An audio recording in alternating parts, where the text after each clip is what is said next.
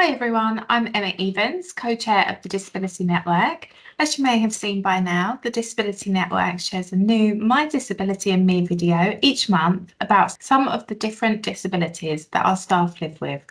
By sharing our experiences, we can support each other, learn about those disabilities and understand how it affects them. This time, for our My Disability and Me for November, I'm speaking with Mihal Smith, who is talking about diabetes type 1. Welcome, Mihal. Thanks, Emma. I'm really grateful to be part of this. I think it's a really effective series that we do, and I'm looking forward to telling you all about my condition. I nearly said affliction. I'm going to say condition. Thank you, Mihal. So it's lovely to have you here. And can you tell us a bit more about diabetes? So diabetes, a lot of people will know of it. They probably have relatives who have it. It's a serious condition where the amount of glucose or sugar in your blood is too high. And it happens when the body doesn't make enough insulin, which is a hormone secreted by your pancreas, or if the insulin it makes isn't effective at all.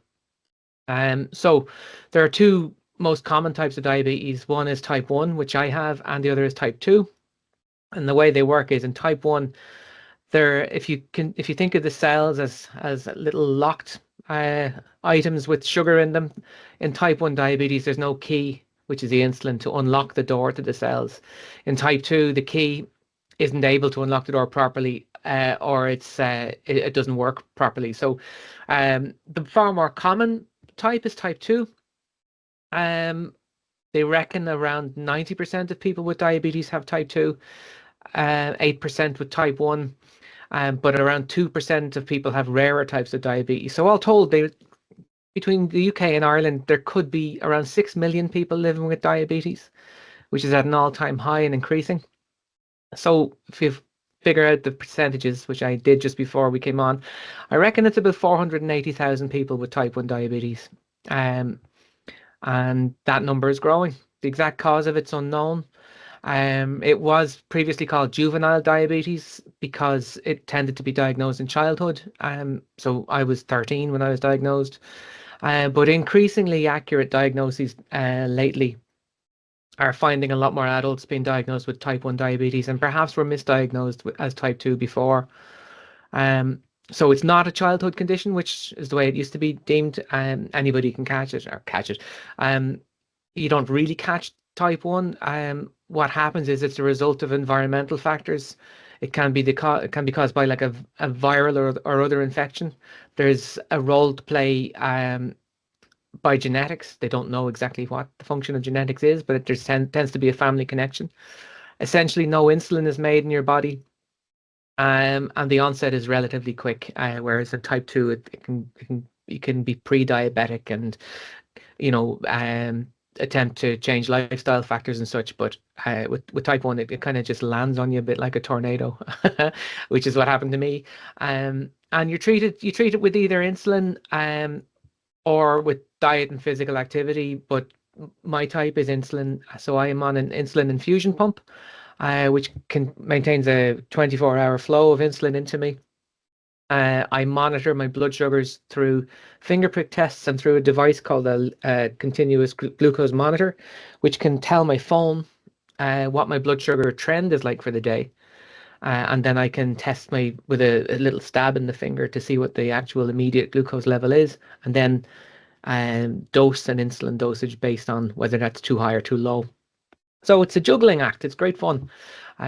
We've become experts in maths. My wife says she looks at my management of diabetes and how hard I work at it, and how one day it can be going fine and the next day it can have different results from the same actions. And she says it's a random number generator, which is pretty accurate. Thank you, Mihal. That's really interesting. I always thought that type 1 diabetes was only kind of helped with insulin. So it's interesting that diet and physical activity is also a factor there. So what was it like growing up with type 1 diabetes? I was diagnosed in March 1988, so coming up on 30, I can't do the sums, 37 years. So I was 13. My mother had known that her grandmother was type 2, I think, and she had seen her grandmother in really, really poor health. So when I started exhibiting signs that led to us going to the GP, she was terrified, and I guess that terror kind of got picked up on by myself. It was quite a stressful period. So my immediate kind of reaction when it kind of bloomed in me, I guess I was going to the toilet more often. I had extreme thirst. I was extremely tired. I was a very active kid. I played a lot of football. All of a sudden, I could do nothing, and I was losing weight rapidly, and the GP got me into hospital immediately. But it was quite a traumatizing diagnosis. I was 10 days in hospital, I believe, and then I had to just coming out, and from being a very active sporty kid, I guess. I tried to maintain that, but it was very difficult to be able to juggle insulin injections, the fear of exercise triggering a hypo, which I'll tell you about in a second, this kind of stuff. I think when I've from mid-teens on, I think a kind of a fear settled on me. I mean, there were some very cautionary tales told to us teens when we were diagnosed back then of what would happen if you didn't look after yourself, and that fear, I think, is how I would characterize my initial years with diabetes. It was terror of what would happen if I wasn't utterly careful. So for example, in university in first year in Ireland is a tradition for if you're lucky enough to go to college, that a lot of people take off on a J1 visa to the States and they spend the summer gallivanting. I got a loan for it and didn't go because I realized if I lose my insulin over there, I'm done for. So there was an odd mix of fear and caution, but then thrown into that was teenage rebellion and trying to pretend I didn't have it. So that came out in me in a lot of an abuse of alcohol for sure in my late teens and into university. And if you throw, I always think of it, if it's like throwing a hand grenade into your blood sugar control. It's just there is no rhyme or reason to what will happen if you mix alcohol with it. So it was a difficult teenage years for sure. My 20s, I was a little bit more stable, although I was slightly wild young fella, but I was starting to take it more seriously. But my comfort now is that kids that are diagnosed currently or more recently have so much tech available to them to be able to monitor this and treat it properly that they're unlikely to have to worry about the things I did back then. Um, so a healthy dose of fear. It was an unhealthy dose of fear, I think, but I don't think kids these days would need to worry about that as much. And certainly I would say that to parents of kids who are newly diagnosed. There's no reason they can't live a long, happy and safe and brilliant life. Thank you, Michal. Yeah, I think it's really understandable, the rebellion and also the fear. I think a lot of people with different disabilities will be able to resonate with that. So are you able to tell us more about your story with diabetes type 1? Well, daily life, I think of it like a balancing act. So what I need to do is to maintain my blood sugar in a stable zone that's between too low and too high. So if your blood sugar goes too low, it's called a hypoglycemia. Short for that is hypo. And it's when your blood glucose goes way too low. It can result, if it's untreated, in loss of consciousness and ultimately a coma. But the symptoms are pretty severe, so that they kick in, and to be able to take sugar to boost your blood sugar back up into a safe zone. So the immediate symptoms of a hypo would be sweating, headache, trembling, poor cognition, um, kind of a nervy feeling. My personal one is a very strange one. It's a coppery taste in my mouth. So if you know, you might it could look like, oh, he's getting to have a star bar or something. If you're treating your hypo with something sweet, it doesn't taste sweet. So there's no enjoyment in it. So if anybody in work sees me munching down on a Mars bar, it's not any crack. But then the opposite of that, the extreme of that, and frequently what follows a hypo is a hyper, because your blood sugar shoots up. But so in type 1 diabetes, the tendency of the blood sugar is to rise anyway because your insulin isn't taking the sugar down. And if that's untreated, it can result in loss of consciousness, coma as well. And ultimately, it can be fatal within 3 to 5 days, which is why it's a massive concern for peers in the United States who can't afford insulin. You hear about insulin rationing. I can't speak. Rationing all the time, and and that can result in very bad outcomes for people. So the symptoms of that can include being very thirsty, similar to diagnosis, so tiredness, lethargy, feeling sick, headaches, recurring infections. Um, but I guess the symptoms are so dramatic that, you know, it is possible then to take a correctional dose of your insulin to bring it back down. So it's really fun to keep your numbers stable, but it's an incredible challenge. And it can sometimes feel like a full-time job. And then if you don't treat it well, it can kind of turn on you after a while. So the things we were warned about as teenagers, the complications, some of them have hit me now in my late 40s. So I have retinopathy, which is kind of colloquially it's diabetes eye disease. I've had a couple of retinal detachments, that the complications and the risk of that made me need to quit playing football, which I've never really replaced as an exercise outlet. So that, trying to find something that I can use to physically regulate my health is still a challenge. It can lead to cardiovascular disease, neuropathy, which is kind of problems with your nerves. So I had that in my hands. Um, and one of the big fears is problems with your feet, because in your periphery, you notice your hands an awful lot, but in your feet, the blood flow is an issue. And if an infection or a cut happens there, it can lead to all kinds of problems with with infection. And that's why you hear so often of amputation being a risk for people with diabetes. So that was something that the old man who I'd encountered when I was 13 had happen, and that was the eye opener for me. So I thankfully you can treat it with as I said, in maintaining the balance using insulin, but also eating well and moving more is really, really crucial. And then I can't speak highly enough of the care that I receive under the NHS. Um, there's regular tests, at least 6 monthly, of all kinds of levels in your blood sugar or in your blood. So HbA1c, your cholesterol, your kidney function. There's eye screening, which picked up my problem and stopped it becoming something more dramatic. There's endless education courses, and then access to technology has been superb. Um, and there's an awful lot of care. I really have to say, the access to nursing staff and to specialists is second to none. So I can say with my hand on my heart, the people that intervened in my health from the NHS have saved my days. That's lovely, Michal, and I'm really, really pleased that the NHS have really looked after you.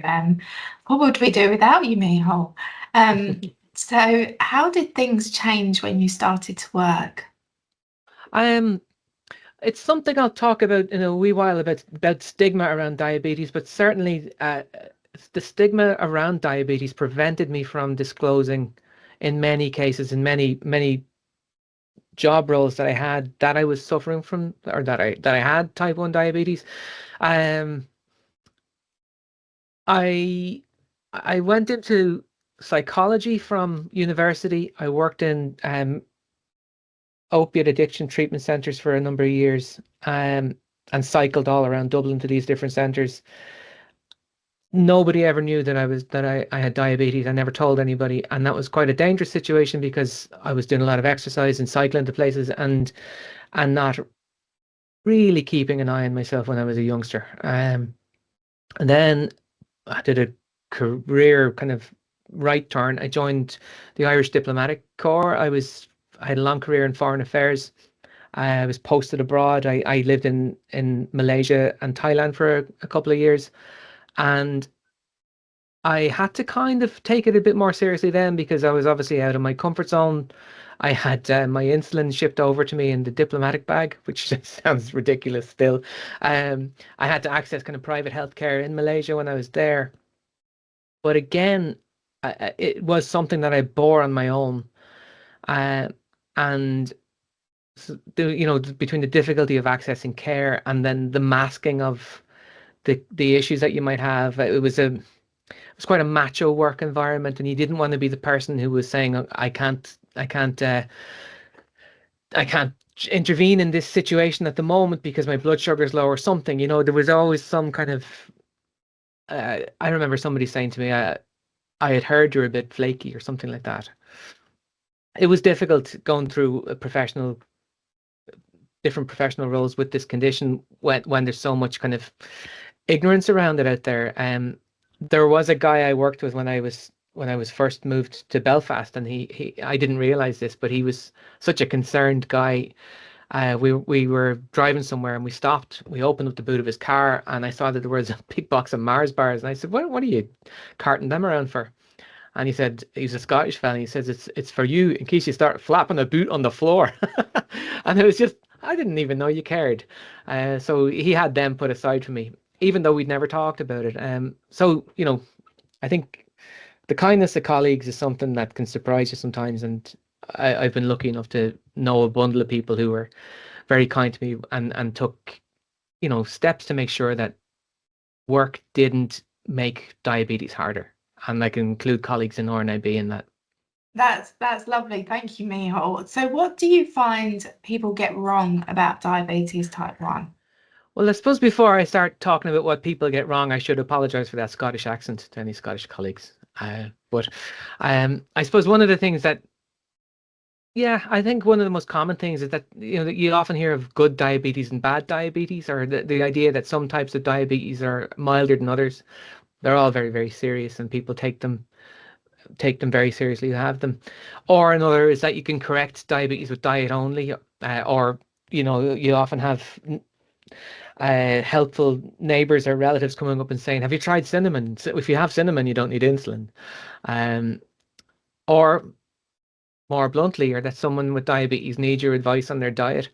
So I suppose one of the things I'd like to talk about is I volunteer with Diabetes UK as a member of their anti-stigma panel.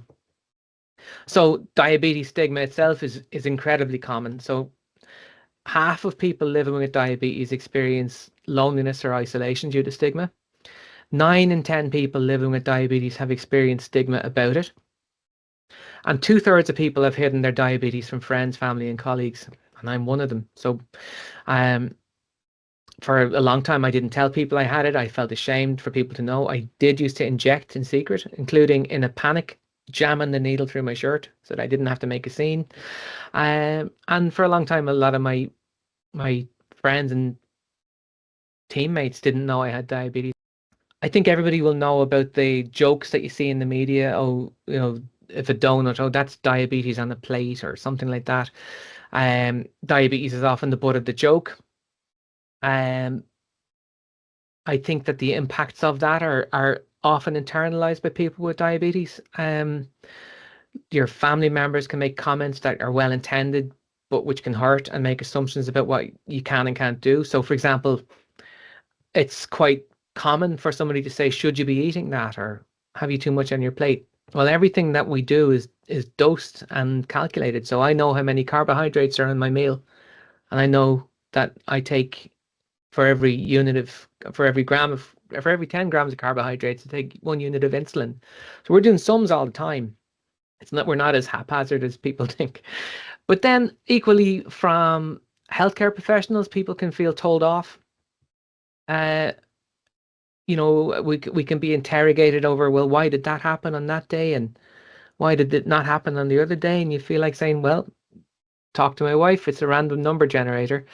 Um, so the problem is that people can often take these misconceptions internally and start to believe things about themselves. So if it's too high or too low, or I've had a hard time recently in adapting to a new insulin pump. Um, it's hard not to feel like I could have done more to prevent it. What did I do wrong? Um, and that itself can have serious and long-term effects on people. So it is quite common for people to miss healthcare appointments for fear of being told off. Um, and if you break it down, it means that diabetes stigma is having a direct impact on people's health outcomes. Thank you, Michal. Yeah, I can understand that it would affect people's mental health, as well as, through their condition. So what can people at RNIB do to help? I think being open to having misconceptions addressed. I think diabetes is a very misunderstood condition, and with better understanding, it can overcome stigma. We can reduce negative attitudes or beliefs. Um, I think in many instances, like many other conditions, the impact of other illnesses on diabetes is quite drastic. So a flu or even a common cold can knock me for six because it'll throw my blood glucose control out of whack, and it might necessitate needing time off work. Um, I think that organizationally, I would like RNIB to look at the impact of conditions on more day-to-day illnesses, and almost a kind of a recognition that, okay, this is going to hit you pretty hard, isn't it? Okay, um, it's disproportionate, and I would like RNIB to, you know, I think individual managers have been excellent, but that there might need to be a look policy level of how do we compensate for that lack of proportion. Um, so I think that's important. But from a colleague's point of view, I think I've been lucky to have very supportive colleagues. I think there's a lot of fear.